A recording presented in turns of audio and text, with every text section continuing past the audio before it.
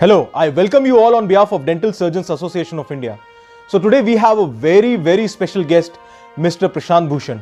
Of course, who doesn't know him? He is a great social activist and an eminent public interest lawyer in Supreme Court of India. Action speaks louder than word. He has always stood for the nation building. Whether being a member of India Against Corruption and fighting for Lokpal Bill, he has always been a firm believer of transparency and uncorrupted system in India. He has authored many books like The Case That Shook the World, Bofors, The Selling of the Nation. His father was also a union cabinet minister in the Morarji Desai government. He was law minister. He has fought many cases for the nation building. Whether it's a suit against Government of India in 2G spectrum case or illegal allocation of coal, or it is against the illegal extraction of iron ore in Goa. We are very thankful to Mr. Prashant Bhushan to accept the invitation to come on Dental Surgeons Association of India news channel. We have discussed very important points. We discussed about the current situations of dental surgeons in India, and we have also discussed what we can do to safeguard the interest of the dental surgeons of India. We have also sought his help in terms of law to safeguard your interest. We also discussed about the PIL, which we can use to safeguard your interest. Do watch this full video. There are very important things which are coming up in this video. So stay tuned. I welcome you all on behalf of Dental Surgeons Association of India. So today we have a very special guest. He doesn't need any introduction. He is a public interest lawyer in Supreme Court of India and has been into many cases for the nation building. He was a team member of India Against Corruption and also been a founder of Swaraj Abhiyan. So there's a lot of things. If I start reading about, it would take a lot of time. I mean, if I talk about Dr. Robin Malik as well, he was also a part of India Against Corruption and fighting very hard for the nation. So, sir, since you know that the healthcare system is very important for any country to stand, and right now we are actually experiencing like we need a strong healthcare system. So what do you consider that what is the role of oral health care and the dentist for a country, since the government has started the selling tobacco recently? So India is a leading cause of cancer. I mean, there's a lot of people who are dying because of the oral cancer. So is it the right time, and we should do something about that?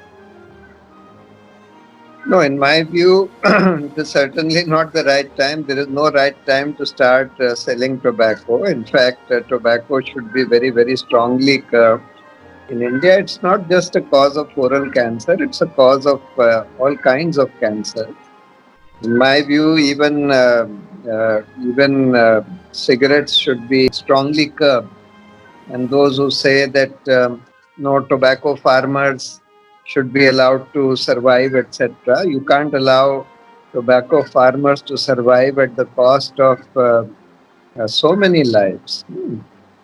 Now, so far as this opening of dental clinics and other healthcare services are concerned, see, I've been studying and reading a lot about this COVID and coronavirus, and my understanding about it is as follows. Coronavirus is more infectious than ordinary flu virus, but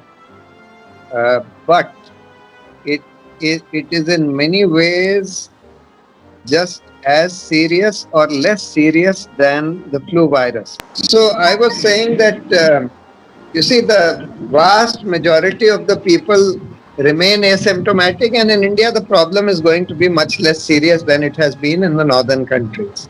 So in my view, there was no justification for a lockdown, and there is still no justification for even continuing lockdown or stopping dental services or any other health services, etc. Because even if people get infected, virtually very few people will have any symptoms or will have any problems. And that happens with every disease. See, in India, every year more than 4 lakh people die of tuberculosis. More than 3 lakh people die of common flu. so many people die of various things. In this lockdown, you are going to kill far more people due to hunger, malnutrition, uh, and various other problems. People are not able to access healthcare like dental care. I mean, people who have serious dental problems, they are not being able to go to their dentists, etc. Other people who have other problems are not being able to access healthcare with this lockdown going Very on true. and all the beds being reserved for COVID patients, which is not necessary at all. Sir, since you have seen that there was a panic situation, I mean, if I talk specifically about dentistry, Dr. Robin Malik is running a campaign, Save Dentist, Save Dentistry.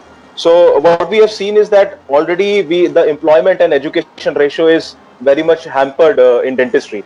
I mean, there are Yeah, around 2,77,000 registered dentists at this time, and somewhere around yeah, 312 dental colleges. So, yeah, because most of the dental surgeons are dependent upon the private clinics, because there are no jobs in government sector, even in the private sector, there is a very restricted job for the dentist.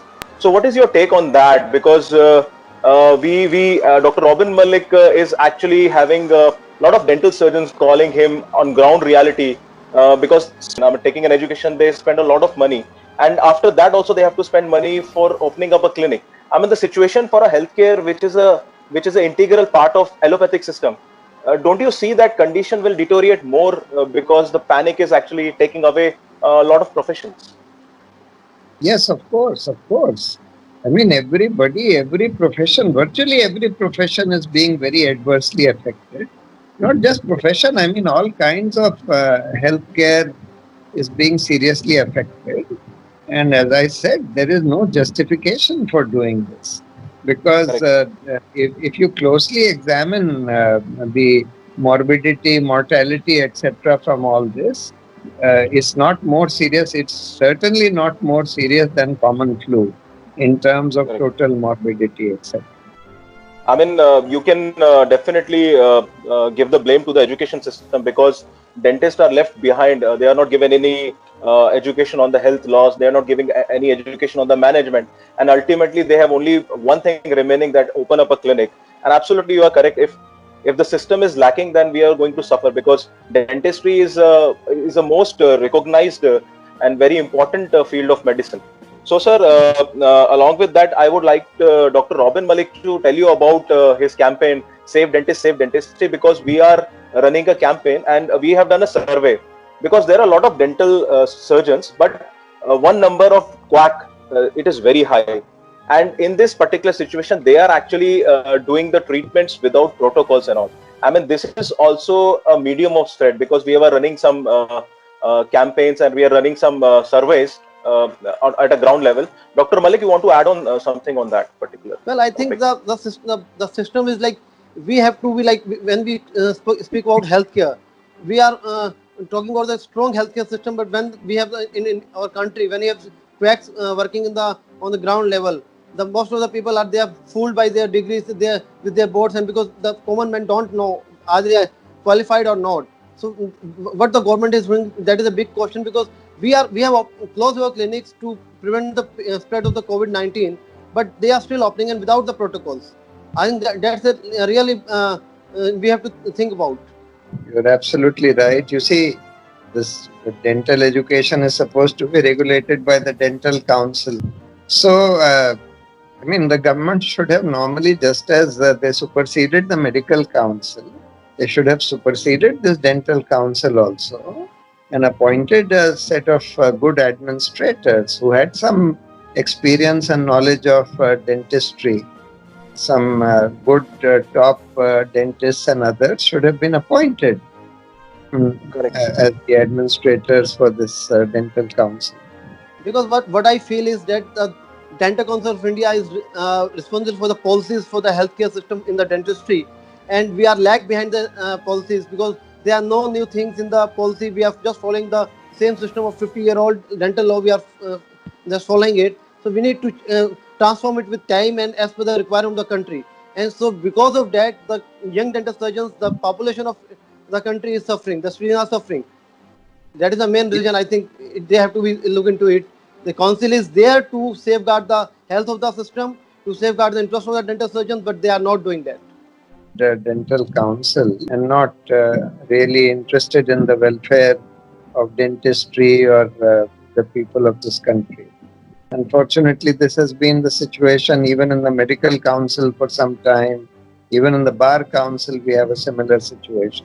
Being you are like very senior lawyer, so I just want to know, like, on the, as we all know about the reality, can we go for a public interest litigation on the issues that we are facing today?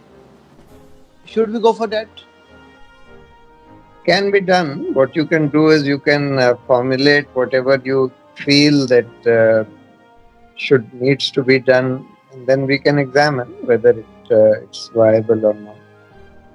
Sir, I mean, new reforms are coming. National Dental Commission is coming. We were hearing in the news. National Medical Commission is already there, and they wanted to put up national exit test in that, because after passing the BDS, we should have a national level examination to the practice.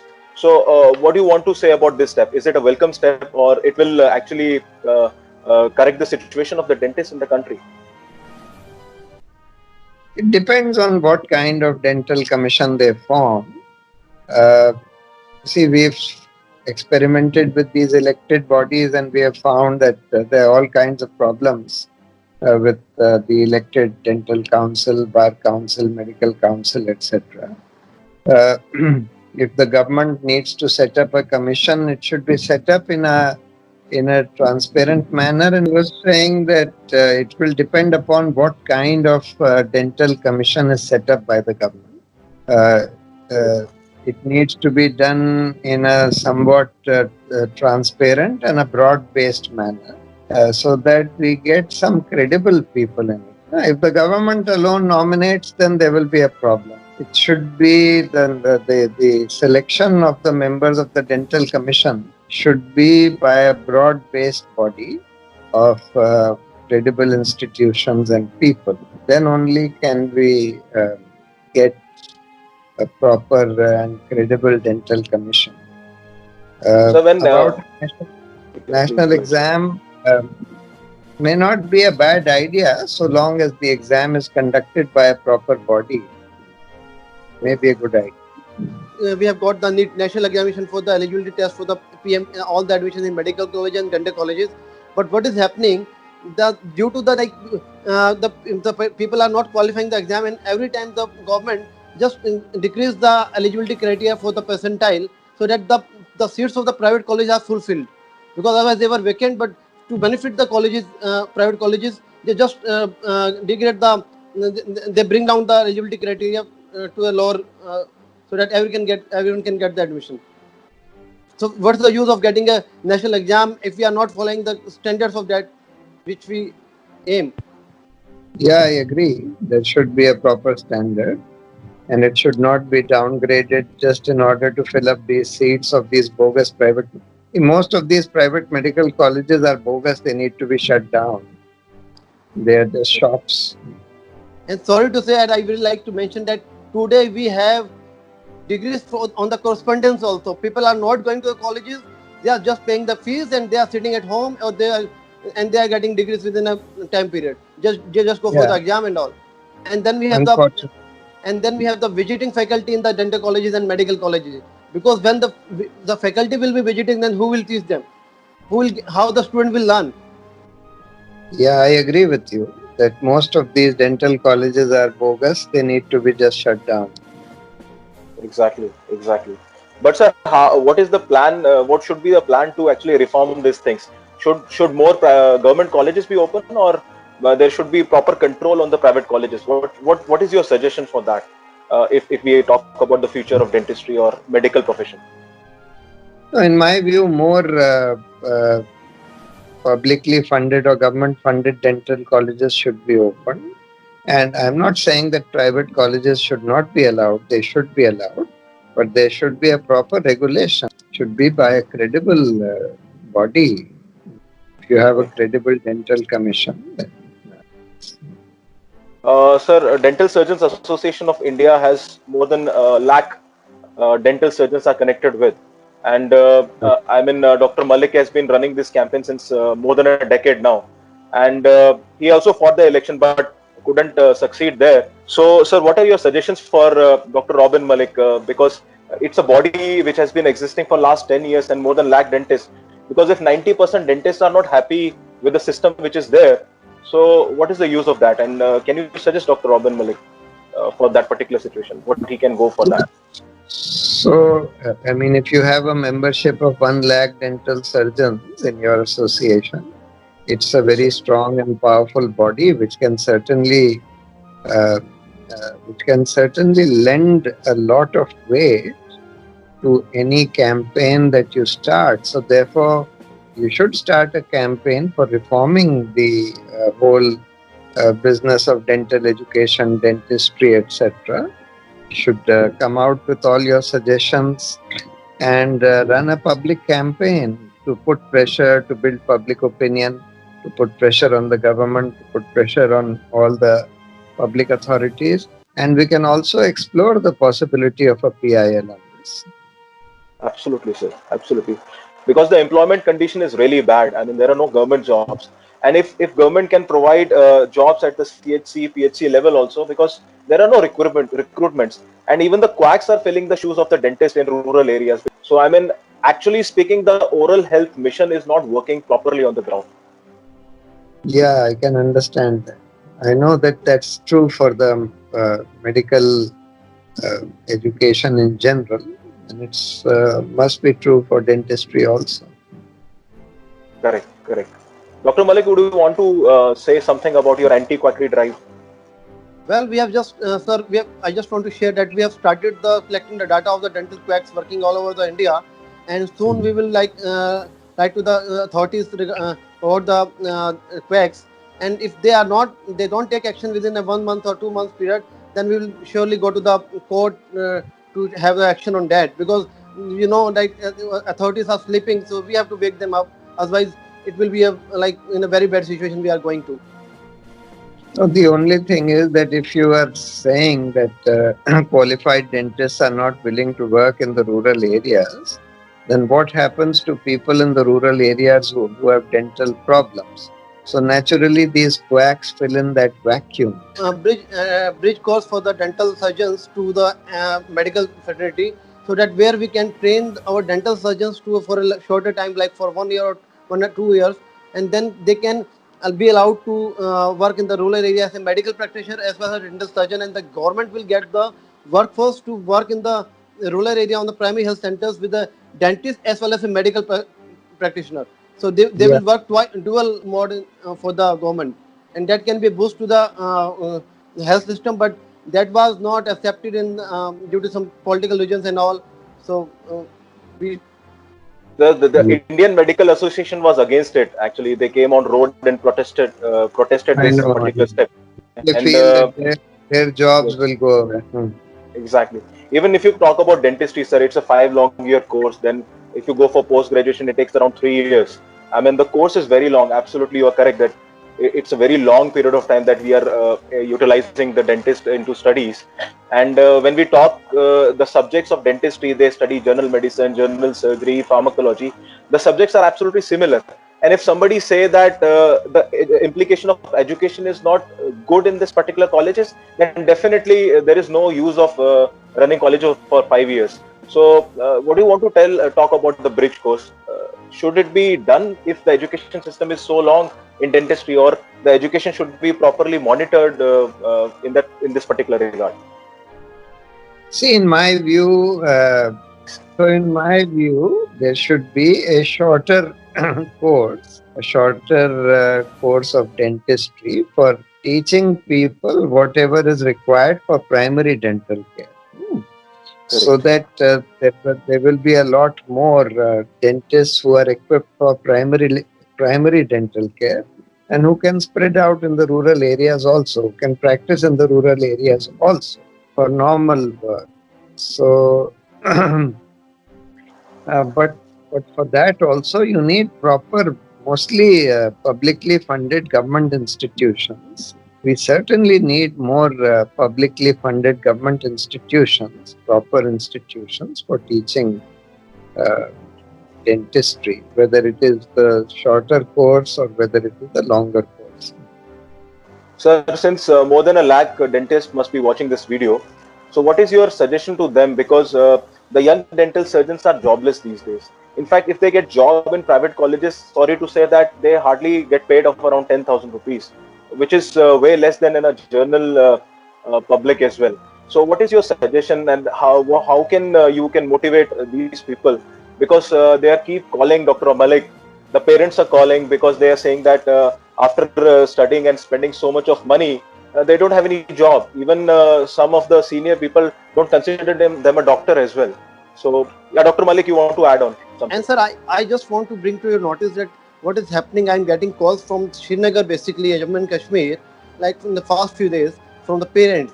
What is happening? Like the dental surgeons who are passing out because the government from the 2008 there are no jobs in Kashmir from the government, and even a single vacancy was there in the Jammu and Kashmir. And what happens if a dental surgeon opens his own clinic or private clinic in Srinagar?